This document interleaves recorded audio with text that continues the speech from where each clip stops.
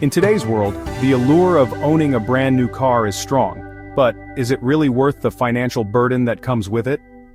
Let's delve into the reality of car debt.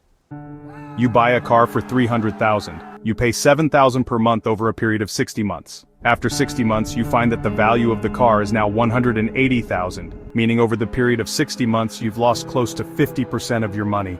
People where I come from celebrate paying off cars like it's some major achievement when it's actually a major loss over the years. What happened to buying a smashed vehicle for $30,000 and fixing it for $20,000 and driving it for 5 years? Your goal should not be paying off a $300,000 debt over 5 years. Your goal should be having an investment of $300,000 on your portfolio over the period of 5 years. It's easy to get caught up in societal standards and the trap of debt, but remember, true financial freedom comes from making smart investments and avoiding unnecessary debt. Let's break free from the cycle and make better financial choices. Imagine you work 40 hours a week and half your salary goes towards paying off a depreciating liability.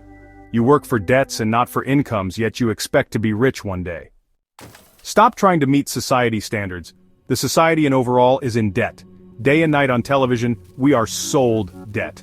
When you open your TV, you see a new VW Polo car better than the one you bought last year. You see celebrities advertising alcohol and the lifestyle. Then when you get money, the first thing you think of is buying what you've been seeing on the television.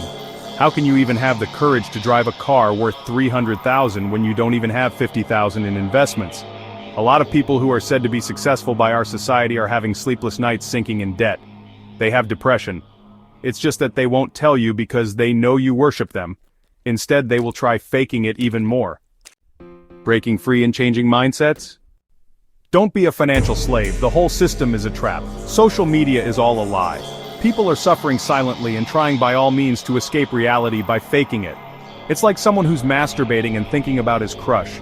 Most people are not living the life that they are showing you. If you want to be part of the 1%, you must start thinking like the 1%. You can't get out of this system thinking like everyone else. The system was created so that you can be a slave all your life. Your money, your choice. Please like, share and subscribe to Connie Varsity.